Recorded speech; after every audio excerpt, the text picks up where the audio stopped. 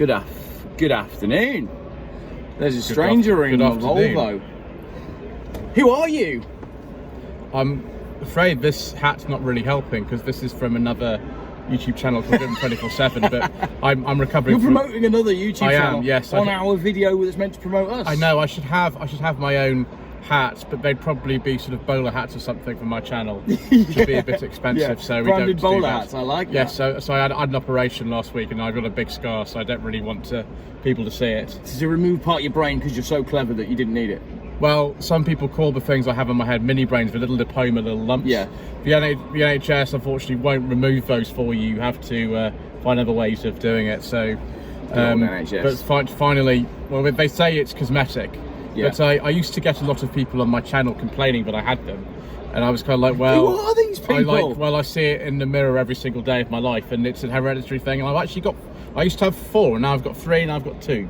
Brilliant. So yeah, it's just one of these things. It's a funny thing, YouTube, about people sort of pointing out this sort of really obvious, and you think, well, if you've got some kind of abnormality or something like that, apart from, you know, being a sort of prodigious talker, I mean, that's obviously an abnormality that everybody shares on YouTube. It's funny you should say that, because the YouTuber as a person generally is a personality type or a personality defect.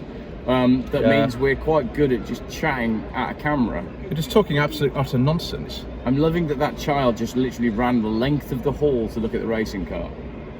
Yeah, you know, it's not something you thinks you're Rickard Rydell or something. I know. Yeah. I was just wondering if I should run over there and put them in the rear-facing seats. Yeah, I've seen your rear-facing seats are a different colour from the rest of your interior. Well, that's because they came from a chap called George. And I don't know, I bought them from a friend and they were beige, and they've just stayed in the car. I keep meaning to buy a colour match set, but I can't really be bothered. You should just have a whole beige interior in there, because beige interior is the best, particularly I noticed on your video, your walk around, you do like a beige interior, don't you? Nice beige leather interior. A nice beige leather interior. A nice bit of beige leather. Beige leather interior, yeah. So can I ask then, if you haven't watched Lloyd Vehicle Consulting's walk around of the show, then you should. Well, no, they're not walk arounds. They're slightly shambolic shuffles. Walk around makes it sound like actually there's effort and preparation. Oh, I need to and actual professionalism. Well, we've got some people one of my friends has called hers a gimbal bimble. Oh, I like that. Gimbal bimble. Brilliant. Whenever someone says I'm going to film a show, I said, you're doing your non-shambolic non-shuffle, are you? Right, because they're doing it properly. Yes, you know, me sort of wandering around with this very, very old Sony phone, well, actually one of 2 that I have, and just trying not to fall over. Yeah. And getting everything wrong.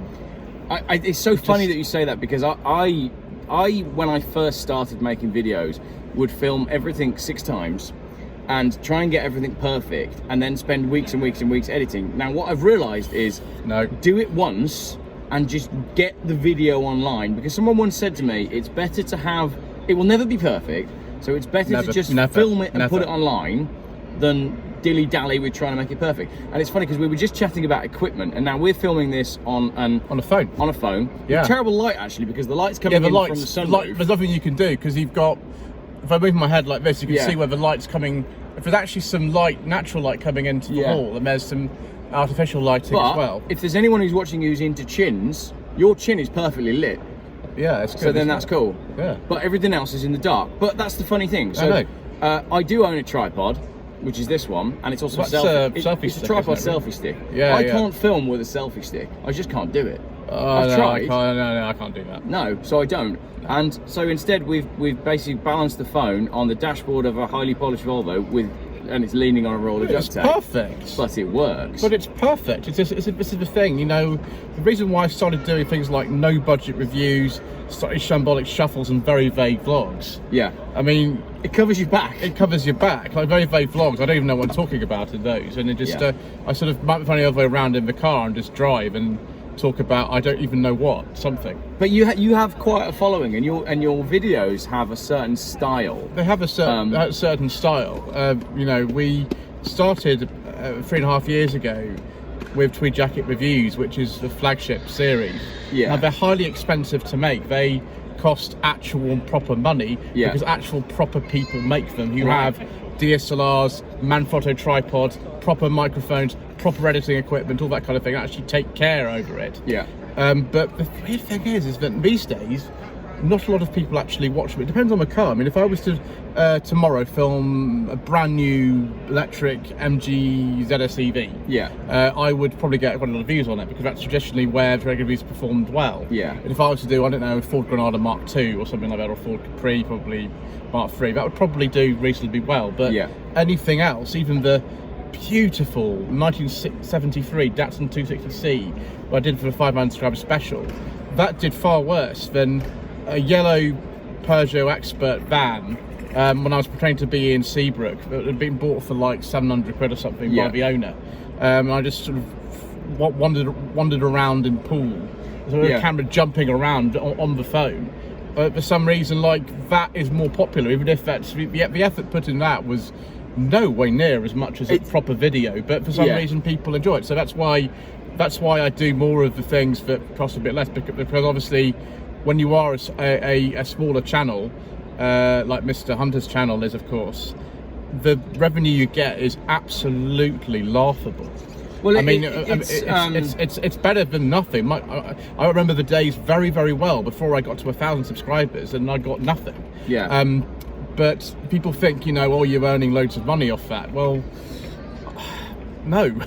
Well, really, we it's had funny. a quick WhatsApp conversation about earnings, and I'm quite happy to disclose that my YouTube earnings from Geoff Buys Cars at the moment, and since about October, I've averaged about £50 a month. I think my total YouTube earnings have been about £300. Now, that's all well and good, but if you then backtrack, and I know you will back me up on this, if you backtrack and say, okay, so that's £300, how many hours did I work for that £300? Have no idea how much it works. I mean, you might think, all you do is shambolic and shuffle, it doesn't take you very long, and nobody does whatever. If I do shambolic shuffles, you've got to remember, I've got to actually pay to get into the show.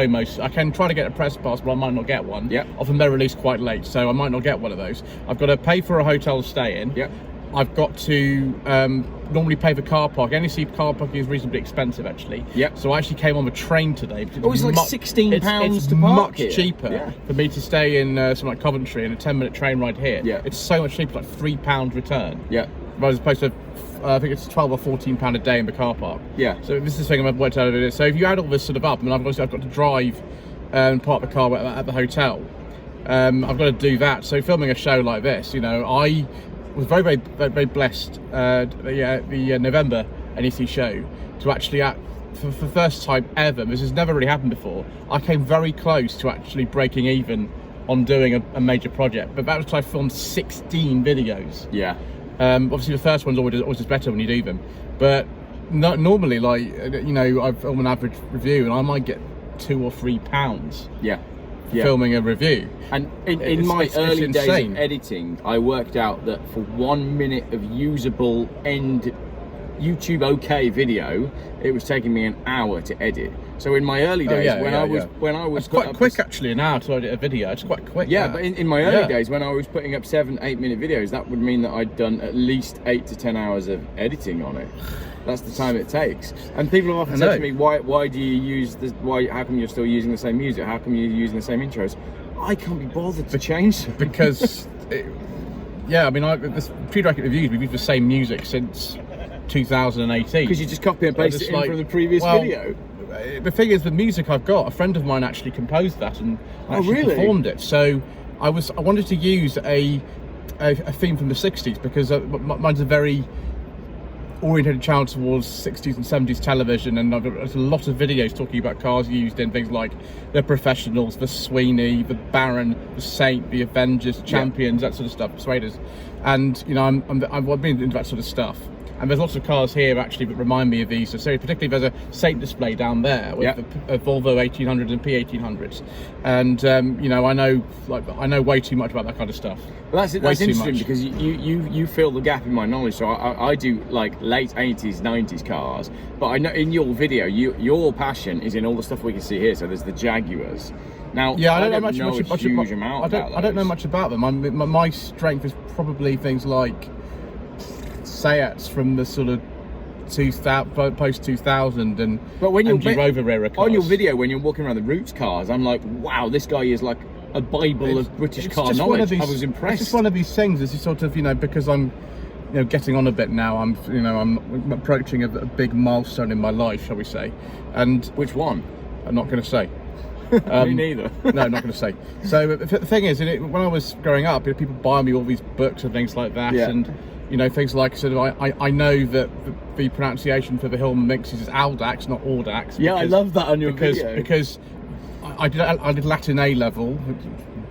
Not the most useful one for most people, but it just know these things. I don't know why. I mean, I know, example, that car finished production with a 1725cc engine, 1967. Yeah. I know that they overlap with the Arrow mixes for a little bit. I don't know why I know. I just know from a lot of these older books, and then of course many years of just doing. I think it's something like 300 reviews. Yeah. I've done since 2018, and you just kind of.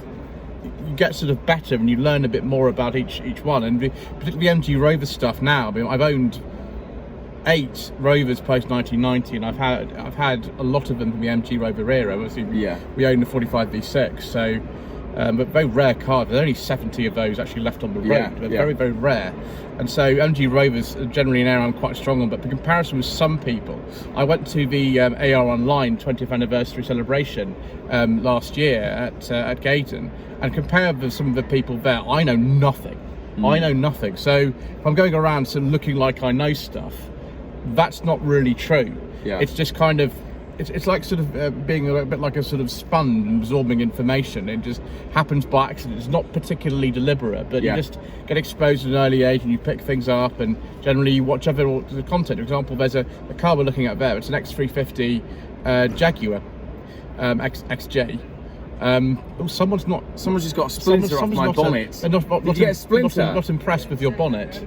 I was up all night making that out of a... We'd like to say hello. This is David from Power Spark Ignition. This is Joseph from Lloyd Vehicle Consulting. Hello. We're just having a little chat about YouTube and making videos and cars and car knowledge.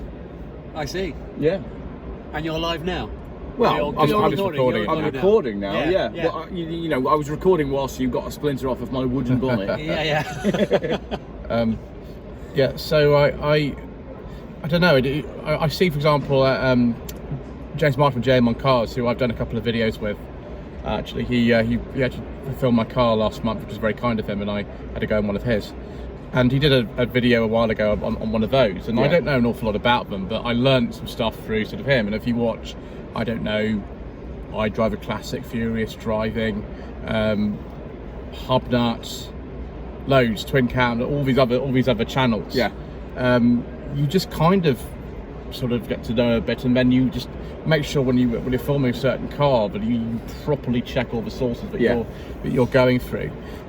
Because my profession is actually sourcing cars for people, it's not just trying not to fall over at shows and making stupid jokes. Which it seems like it is. Because you can't just go out and wake up one day and be like, I'm going to be a YouTuber, because it takes years. Oh my god! I mean, you've been doing it for what, 3 years? It's about 3.5 years. So September 2018. Yeah, about 3.5 years. So how does your day job work then? Someone comes to you and says, I would like you to find me XYZ. So the last car I did is one of the. It's actually the last review that you see on my channel. It's a 2011 Mazda 2, and a lot of my work comes through personal recommendation. In this case, it's a lady I've known for a number of years, and her old car, which very old, 20-year-old car, which her father and I have been telling her that she should change it for many years, and she just didn't. Eventually, she realised that 2 doors didn't open. It was leaking water, and the exhaust kept falling off. And it was worth something like 50 pence. Well, actually, no, in a moment the scrap value was quite high, so a lot more than 50p. But it's just scrap values it's worth, and it just sometimes it broken down. It's ridiculous, and even she sort of realised that actually, if you have a car like that, it's a distraction. Rather than you just doing cheap motoring, that is just a distraction. I can appreciate that. And actually, sometimes it is better just to scrap something like that because of the really low value that it had. And so she gave me a budget, and obviously the price of second-hand cars at the moment is insane. It is. Finding good quality cars for the right money is difficult. Which is why I don't do too many jobs at the moment, because people who say, well, I had £5,000, you know, a year ago. I said, well, that's not going to buy you what it did a year ago. Yeah. So they said, well, you know, I'm just going to have to hold on to whatever the heck I have. And I said, well, you know, that's fair enough. And so I did, you know, did do this job, and I just had a look around in the local area. I don't tend to go too far for finding stuff, because you know, most of my clients have quite modest budgets, so I'm looking for quite modest cars. Yeah. They're not looking for the sort of shiny stuff that we see here particularly. And I think as well, when you say I offer a service where I help someone find a car, it's right. very easy as a car guy to be like, why would you ever need that service? But I think sometimes as car guys, we forget that people aren't about cars. Sometimes people are just busy. Yeah, and they don't care. Yeah, it's not even this lady was actually busy. It's just she doesn't know where to start. Yeah, absolutely. I've had lots of people who are looking for the first car, and it's like, well, I don't know where to look to find insurance quote. Yeah. What on earth is road tax? Yeah. What's a V5? Yeah. All of those things that we as car people take for granted. Yeah, and also people who are into cars sometimes make the most horrific purchasing decisions. Absolutely. And I've made enough of them. And actually, you know, my role when I'm doing a job for a client is to be the voice of reason and say, like, you know, you might really want to buy this E55 AMG that's purple and very rusty. Well, actually, there's a really good example of this last year. I had a client in London who was looking for a 7-seater car for his family, and we went to see an XC90, it's a very old one. It's 2004. It's London. It has to be ultra-limited zone compliant. Yeah. Which is why we don't talk about diesels on the channel. Which is why we don't. You know, we don't talk about those. Fortunately, you haven't got any here. No, my diesel's in the car park, but we don't need to talk about that. No, we don't need to touch on that, because otherwise I shall have to zip up my mouth. Yeah. But you know, it had to be one of those. And so the one we found was, I think it was a 3.2 6-cylinder. Yeah. And you know, with his budget that he had, it was from 2004, and like it was under 100,000 miles, but there's loads of loose trim in it and stuff. And there was just it's a nice car, but there was quite a lot of things wrong with it. Yeah. And the other one he could go and buy was a Zafira, and a Zafira, you could buy a Zafira under £5,000 all day long. You can have a nicer choice of those. Not so much for Zafira Taurus, but certainly a Zafira B. There's plenty of those. Yeah. Obviously there are things to check on a Zafira B, like if it was on a Mark 5 Astra H, something like that. And we saw, you know, a couple of those. So I'm not excited by this at all. It's like just a bit sort of dull. And I said, well, you know, isn't that really what you need? Yeah, absolutely. You don't want a car with a big 6-cylinder engine that might get you into the ultra emission zone, but you know, it's going to use loads of fuel, it's going to need loads of maintenance, it's quite old. You're going to be far better off with one of these Zafiras. You know, I know most of the common, you know, areas to check on a Zafira, because I've had an Astra H myself, and I know those. And I, you know, reasonably tell you sort of what it is to sort of look out for, and how much you should be paying and things like that. On one of those Volvos, I'm not really an expert on them. I do like them. I have sourced one of those before, but not really much of an expert on them. And you know, you're really, for an XC90, you want to be going up into the next price bracket for a nice one of those. So yeah, it's one of those cars that, because my cutoff on car knowledge is probably 2004, 5, 6. As we get newer than that, it's all grey area for me. I don't really know. Yeah. So if you've got somebody who just wants a fairly sensible car to run around in, say like that Mazda 2, for example, then I happen to know quite a lot about them. I have a sensible second-hand reviews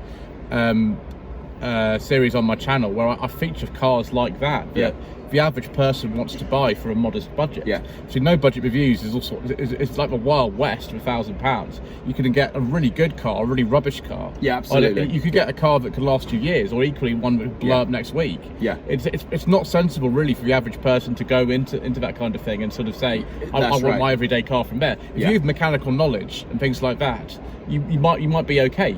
But equally, people get caught out all the time with sort of no budget. So I've bought cars for 200 quid before, so I have done that. But you know, the car that we drive all the time, my SsangYong, is a very sensible car. It's a 2019 SsangYong. It's a SsangYong, yeah. Which one? It's a Tivoli. A SsangYong Tivoli. Is that the pickup truck? No, that is the Musso, which I have driven actually. I've driven one of those. I'd like to drive one of those. What's a SsangYong Tivoli? A small hatchback? It's a little bit like a Nissan Juke size car, but much more interior space. Okay. Not as ugly, Yeah. And with a 7-year, 150,000 mile warranty. 750,000 mile warranty. 7-year, 150,000 mile warranty. You can't argue with that, can you? Like, I have used a warranty, unfortunately, because the clutch flow cylinder failed of a car last year, but it was done, just done. And a lot of the cars, you know, when this Volvo was new, I think these had a 2 or 3 year warranty. it would have been, yeah. And you know, these are good cars. These are good, solid cars. I've driven a 960, which belongs to my mechanic friend, the famous Mr. Coleman, rubbish mechanic. His 960 was beautiful. It had done like 250,000 miles or something. But nevertheless, you know, the average person is not interested in this type of car. Absolutely. They want Hence something. the dive-in prices. They want, you know, a little SUV, which is what it typically Yep. is, but which is it's a spacious car. It's got loads and loads of equipment. It's got a heated steering wheel, linking business, and all that stuff. And you know, that's what people are buying, and I find it very comfortable. I use it for a lot of motorway work. I did a 309 miles in a day once, and it was fine. Yeah. And if I'm picking up my clients, I mean, I can turn up in my Road 45 V6 or whatever I want, but it drinks fuel. And there are a couple of problems with it which need sort of fixing, and it's an old car. I mean, if you turn up to pick up a client in it, what does it sort of say about you if you've got this really, really old car that, you know, people just think is a bit of a banger? Because not everybody gets it. It takes so my daily is my 96 Volvo A50 diesel. We don't talk about that, sir. But if you're going to daily a car that is 22, 24, 25, 30 years old, then you are going to be using the odd bit of Gorilla Glue here and there. Yeah. You are going to be doing things like my headlining needs a bit of that. replacing your headlining and all those little things. Yes. And if you're not the sort of person that is happy with driving along in a car that's missing the door cards because you haven't quite got round to remaking the door cards. Yeah, the door cards get a bit loose in those. It's a very common problem on them. And the clock's broken because they're all broken. Because they're all broken. But if you're okay with that, then you're fine with a £1,000 Volvo. But for the average normal person, jumping in a car where the door card's falling off and the odometer doesn't work is a big deal. Yeah, I know, and obviously, you know, most of my clients are after kind of, you know, sensible things. One of my favourite cars I ever sourced was a 2017 Honda Civic Tourer. Yeah. I mean, they're actually quite rare, those, and it was a last year production one, automatic, and you know, we saw things like Prius Plus, Toyota Corolla, sort of Auris Sports Touring, and I found out that actually, like, because it's a hybrid, the price of those are up by 50%. Yeah. And you know, for a sort of minimal gain in MPG in a way, if you're not doing 20,000 miles a year as an Uber driver, which my client wasn't doing, because they wanted a Toyota because people have heard of them. The Honda Civic Sport Tourer, nobody knows what they are. Yeah. And it was a brilliant car. It was in fantastic condition. It was it was about 4.5 years old, but it had like, I think, 1 or 2 owners. It done 20,000 miles. Brilliant. So sometimes when you're looking sort of at that sort of thing, it's thinking, well, you think, oh, I'd never drive something like that. It's really boring, or it's ugly, or something like that. And the Civic Tourer, the looks are a little bit unusual on them, but it's so nice, very nice to drive actually. Those, and, you know, it's one of the kind of latter ones on the Hondas where you kind of think, well, it's this sort of pre-hybrid sort of Honda, and everything that went. This car should be okay to run. I think it's a 1.8 normally aspirated petrol. Yeah. And you know, the D series engines on the Hondas, like the ones in you know, used in the Concerto and the Civics and things like that, they were really, really reliable engines. Like the only things that they would very occasionally blow head gaskets, but you know, you could run them like oil, you run them like coolant. The main problems with them were like cam cover gasket leaks and not changing the cam belt. Yeah. And you know, Honda's a good, well-engineered car. These days, though, probably the make I tend to recommend most to people is Kia. Yeah. Fair enough. Because obviously it's got a lifetime warranty, and actually they're very, very reliable. Even the brand new ones with the little 3-cylinder turbo engines. Yeah. Things like Ford and Volkswagen and Stellantis, the engines in those are wet belt engines. Right. Wet belt engines where the cam belt was actually inside the sort of housing. It's not external to the engine, and they don't tend to last as long as an old-fashioned cam belt, but they're very popular for reasons I don't quite understand. Yeah. And I've heard also clutches on the PureTech 1.2 Stellantis engine of £1,500 to do. Yeah. But you can't buy an aftermarket clutch kit for those, so you have to buy a dealer one, and then you've got to fit it. It's not too difficult to fit it, but this sort of more modern sort of stuff, you have to know kind of if you're getting with someone, does it have all this sort of weird modern stuff in it, or has it got like, I don't know, a normal chain cam engine in it? Is it one of those? And you know, with these companies with really long warranties, SsangYong, MG, and Kia, there is a reason why they put the warranties on those cars. Yeah. They actually, you know, believe in the quality of it. And I think just going back to that for the moment then, on reliability, it seems to me that there's an almost direct correlation between how Instagrammable a car brand is and how low down the reliability rankings they come. Hashtag Jaguar Land Rover. Do you know, the top selling car brands at the moment in the country, in the top 5, is always normally Audi and BMW. It used to be Mercedes quite often as well. Mercedes is a bit now. We're talking premium brands, but they're not premium brands. It's far less common for you to see, for example, I don't know, a Renault, an Audi or a BMW. Now, you talk about the demise of the Ford Mondeo. Yeah, thanks to the rise of the Audi and the 3 Series. So they're not really premium brands in the sense that you know, premium to me says rarity, and like a cut above the sort of rest. And it's like, well, the engineering is very similar to, I don't know, in the case of Audi, it's very similar to Volkswagen, which is fine, it's not a problem, but it's about the same. It's like, well, in that case, why don't you just go and buy a Skoda? Yeah, they've still got the same warranty on them, same mechanicals, just buy a Skoda. Or, you know, why do you want to spend all that money on something? And you know, they're not rare. The statement is that, like, oh, I'm a cut above. It's like, well, everybody's got those, so why don't you just buy something a bit more unusual? You know, go and buy yourself something that would probably run well, like, I don't know, a Suzuki or you know, or an MG or a Kia or a Hyundai, something like that. Kia are actually doing very well at the moment. They in January they were the top brand in the country, the top selling car, which is the new Kia Sportage. The only problem I find with a lot of these modern cars though is something like the Tucson and the Sportage, just horrifically ugly cars.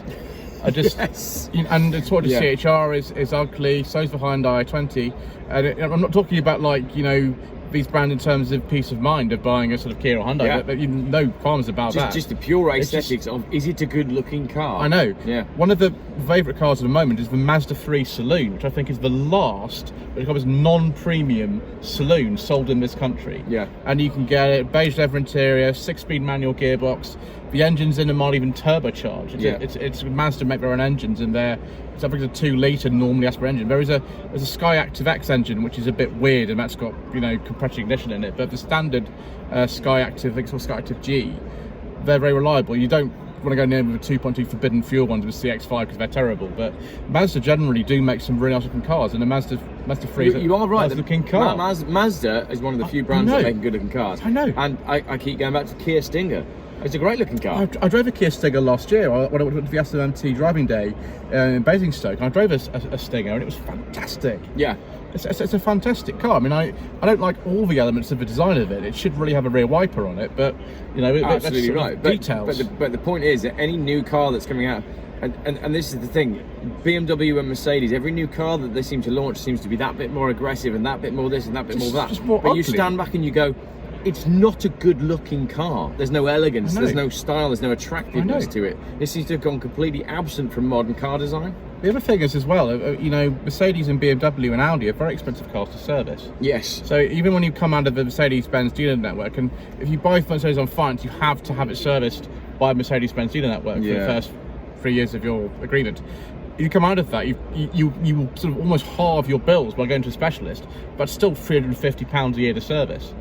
So it's one of these things. It's, you know, for the modern ones, I don't tend to recommend brands like that to people. I say, you know, keep it relatively simple. You know, a lot of, you know, wouldn't necessarily say BMW, Audi, and Mercedes are the least reliable, but they're no better than average at all. You know, it's not the case that you buy yourself one of these and they have better reliability, because often they don't. Often, you know, something like a Dacia might be better off in that way. That Dacia do make, actually, to be honest, some good cars. I like a little Duster. Back to the show then. If I was to pin you down and say choose one car to drive home in, oh gosh, what would you go for? That's a really, really hard question. It is. It's some fantastic choice. Very difficult question. And also as well, I think it's mood related. So yesterday I was tired. It had been a long day. The Bentley Arnage was looking like a very nice place to smoke my way home in. Yeah. But then again, catch me on the morning and ask me at 10 o'clock, and I'll say, I'll have that AC Cobra replica, thank you very much. Yeah, I mean, this is really comfortable. I like this. It's nice and comfortable. But You wouldn't want to drive home in this though, because I don't think it'll make it. I'm a bit concerned about this sort of big hole. So the here. story on the car is, I'll give you the short version of the story, because the actual version of the story is quite sad. It was being restored by Sam's T5 Story, who's a YouTuber. He's 15. There's a lot of Sam's T5 Story, eh? There's a lot. So Sam's essentially, I don't want to use the wrong words, but disabled with learning difficulties. Yeah, my brother's got Down syndrome, you know. Only a young lad, yeah. and he was passionate about this car. Yeah, he was restoring it with his dad, who's deaf. And wow. I became friends with them last year when I lent them my race car for a little while, because I saw this car parked by the side of the road, and I thought, oh, what's Sam's T5 Story? Looked on YouTube, and I was really touched by their story. Got in touch with them. We became friends. He borrowed the race car for a bit. I gave him a free car last year, and anyway, he texted me not too long ago and said the T5 needs an engine. We've been told by a specialist it needs an engine. It needs paint anyway. Yep. They're gutted, but they were like, we're giving up on the car and we're going to move Sam's T5 Story to something else, because Sam now has expressed an interest in old rally cars. So now they're talking about doing a smaller, easier hatchback rally replica to restore together. So they're moving the channel in that direction. Yeah. So they said to me, can you do something cool with the car? Can you give it a good send-off? It's an end-of-life car. It needs an engine. It needs paint. Could you help us out by buying it off us and doing something cool with it? So then I thought, that's my car. I've always wanted to do this roof, but I didn't know if it would ruin the car. So I didn't want to do it on a car that was good, in case I ruined a good car. So I was like, well, I'll do it on this one. And then I managed to blag a free stand at the show. And then I thought, well, I'll build it in time for the show. I remember you sharing that video. Was it Facebook you shared that video? Yeah, it was, yeah. On Facebook. I was working at the show anyway, for Power Spark. And I was thinking, well, I can just park the race car up somewhere. I'm here anyway, and then I'll drive it home at the end of the show. So all I wanted was just a parking space for my race car, and they came back to me, and I think they must have had a cancellation or something. Yeah. And they came back to me and said, oh, you know, how about a 4-car stand? So I've managed to get 2 cars together for the show. That's why they're parked at the angle, because you've got like because there were meant to be 4 here. Because you've got space, yeah. Exactly. But I sort of pulled this car together for the show, so that was that. And people said to me, how does it drive? Well, it drives absolutely normal. You would never, the feel of the car, you'd never know. Have you replaced the engine, still the original engine in this? Yeah, it is. Yeah, so it's basically experiencing low compression across the cylinders, which has been diagnosed as needing pretty much a complete rebuild. It's just going to be easy to put a new engine in it, then, isn't it? Yeah, exactly. But then, you know, we were talking about the specification of the car, and you think, well, it's cloth seats, it's no cruise control. I can't it's remember nothing special. I can't remember what level this would have been, because it's a V70, isn't it, not an 850? Yeah, it's a V70 T5. So it's got the right engine. Yeah, I can't remember what trim levels were at the time. Somebody who's a Volvo expert would tell me, but obviously when you went up, you get the sort of leather seats and the cruise control.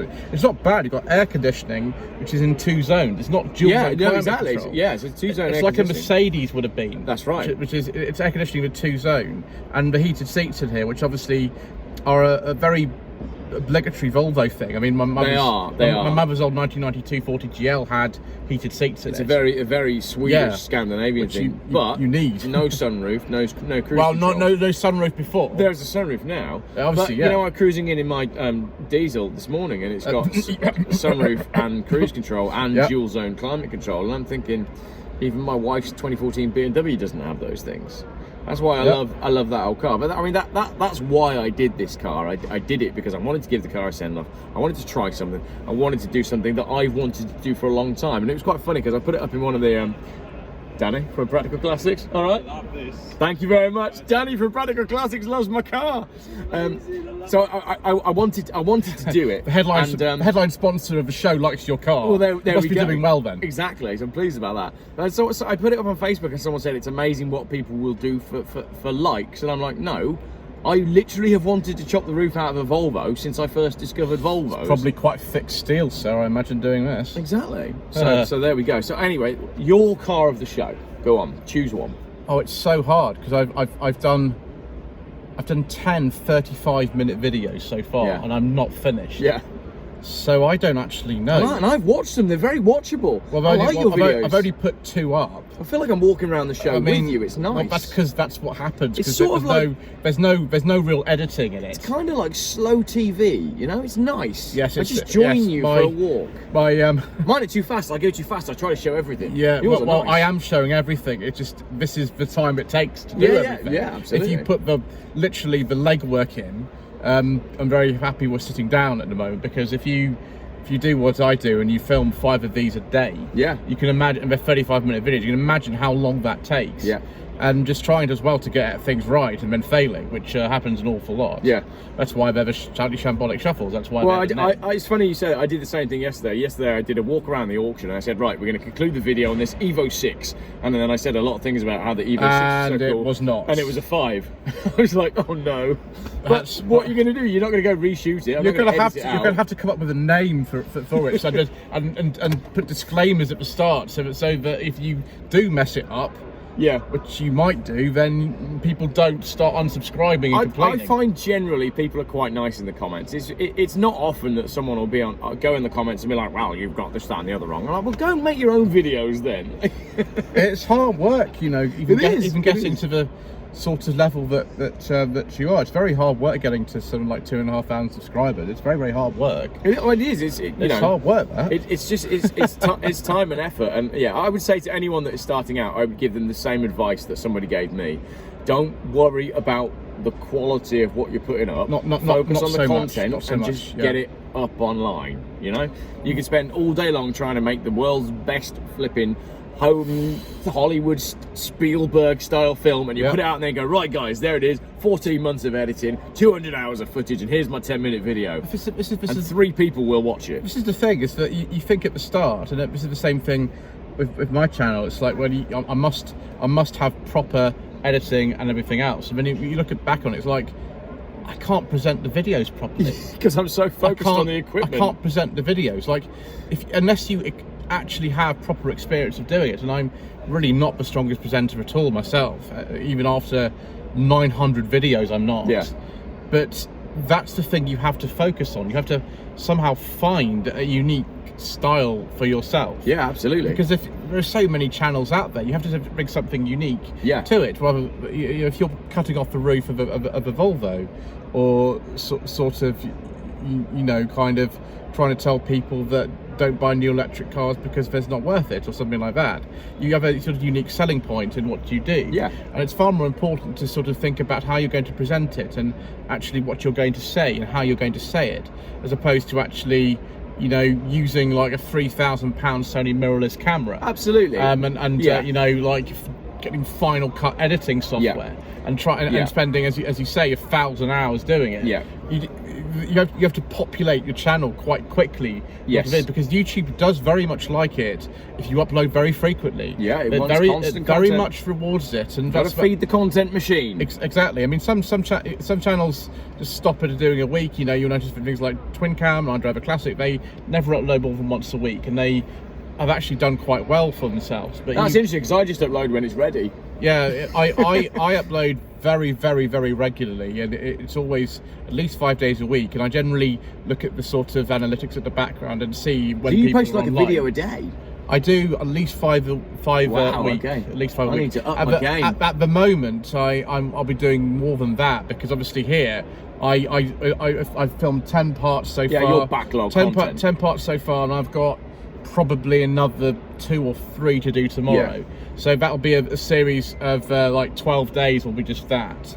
But yeah, generally for about 5 days a week, I look at the analytics and see when the people are actually online to sort of see when the best time to put it out is. So I've learned this over a long period of time, studying a lot of far more successful channels than me. Much more so. It's very good to watch them actually, and everyone is influenced by everybody else, but you can see how it happens. But the main thing is, as you sort of say, is just absolute perseverance. And sometimes your videos will come out really poorly and they'll do well for no reason. Yeah. And sometimes you'll put all the effort in the world in and nobody will watch them. I find that, and it's funny, you look back to the analytics, and I do find that. I look at some of my videos and I think that was a really good one. Why hasn't anybody watched it? And then there's one that is just me writing a really crap poem about a Ford street car that was rubbish, and it's one of my most popular videos. But what I think is great as well is, if we were both auditioning for a role on a car show on the telly, wouldn't get it. Then they would think I was crazy. They would probably think you were, I'll let you fill in the word. They probably think I was a little bit boring and too eccentric. So you're boring and eccentric. I'm Yeah. crazy and wild, so neither of Yeah. us have got the job. No. But YouTube gives us a platform to put our stuff out to people that like what we do. And if people like Yeah. it, then they'll watch it, and that's great. It's really strange. I did a video a while ago about E10, which I'm not going to talk about because it's Yeah, let's not get into such that now. a We've already stupid- gone on for 39 minutes. That's Stupidly impressive. controversial issue, but It is. I'm not making any more of them. But for whatever reason, that video, I spent, I think, 12 minutes recording it. Yeah. I don't think it was even edited. It was at a time I didn't have a channel ident on the front of it. Yeah. And that had some stupid number of views. Yeah. Whereas, you know, I did a Christmas special this last year, and I did a 76 Datsun 260Z, which I thought would be fantastic. It's a beautiful, rare car, and again, owners had it forever, and you know, and everything like that, and that underperformed again quite dramatically. And so, you know, but again, it's amazing, isn't it? I never sit down and go, what can I do next that's going to make a good video that people are going to watch? I go, You just what can't do I tell. want to do? You can't tell, And can I'll you? film it while I do it. I'm not out, I don't go and buy cars and do stuff to get YouTube views. The YouTube is secondary to what I'm enjoying doing anyway. And I think that's a really important thing for people. You have to remember that, because the thing is, until you get to 1,000 subscribers, you will earn nothing. Yeah, absolutely. And you will release videos that will leave you very disheartened, and no one watches them, and sometimes you get sort of less than sensible people leaving you silly comments, which it happens. of course I remove. I know or- Steph from My Driver Classic really suffered with that. She People gets- being really mean to She her. gets really unnecessary comments. Yeah. But you know, people pointing out to things. Obviously, I've had my operation. I've had it removed. But I said earlier, like, people saying like, so you need to do something about that lump. I was like, well, I see it every day in the mirror. I know I have to do something about it. Yeah.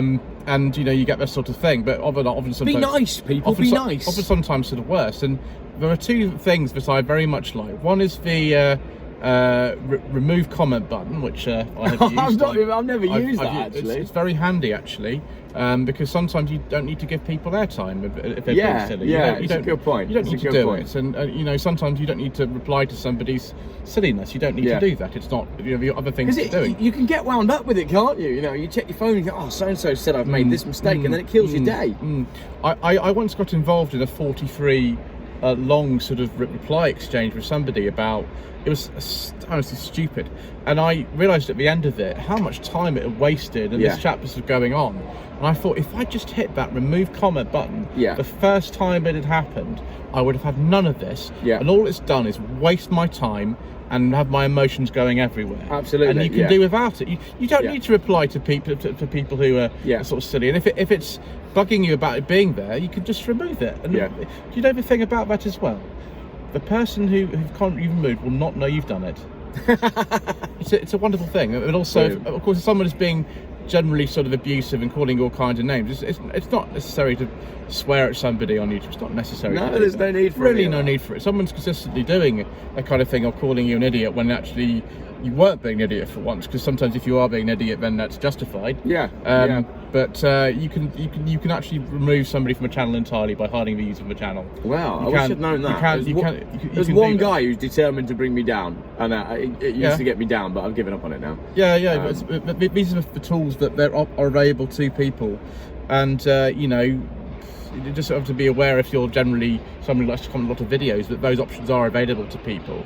And they're not necessarily, you know, slide against sort of you, but generally you probably know if you've left a comment that's sort of abusive and silly and you shouldn't have done it. You probably know yourself if you've done it anyway, and it just gives us an opportunity, because it's hard work, you know, if you are getting, you know, 50p a video or something, and it cost you, it took you loads of That's time 50p. to make. That's not 50p. Yeah, 50 per view. 50. No, it's 50. It's 50p. 50p. If you're doing that, and you know, you spent a long time, and you know, you've ages editing and putting the music in and trimming the clips, and You've got to get it exactly right. You've got to get the timing right. That sort of right, everything, and you know, I don't do a lot of that myself. You know, my editing's terrible, but I quite enjoy the edit. I do. I quite enjoy it, especially when it's a funny one. That's called the pause button on the phone. That's what happened. But you've said that, you know, a good while doing it, and you know, you obviously, you hope people will like it and everything like that, and then you get silly people saying, oh, you're such a this and you're such a that, and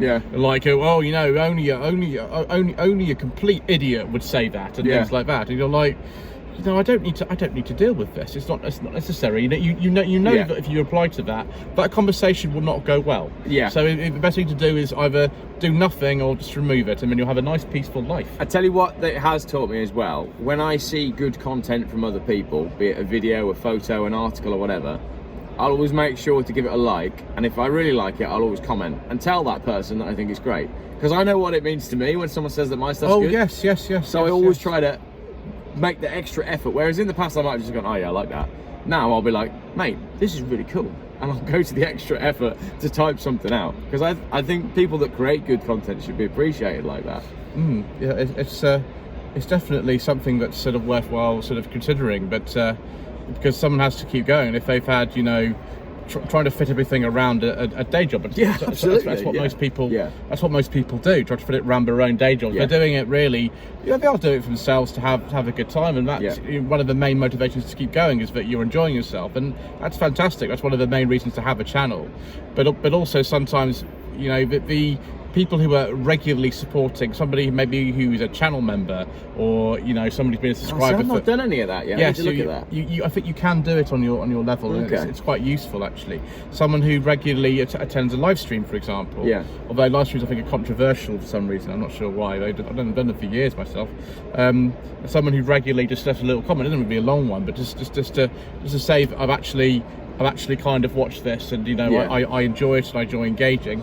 And also, of course, the main thing is that somebody watches your videos all the way through. Yeah. If somebody watches all your videos all the way through, then that really helps with YouTube identifying which were popular videos, and pushes it up a little bit higher. So if you really want to support a YouTube channel, you don't want to pay anything. Watch the videos all the way. Watch a video all the way through. What I like to do sometimes is I like to have a code word at the end of a video, and then people can leave it in the comments, which does two things. One, it tells me if people are watching the videos, and two, it helps with the algorithm when they leave a comment. So what should we have as a code word for this 46-minute long video? White block. White block? White block.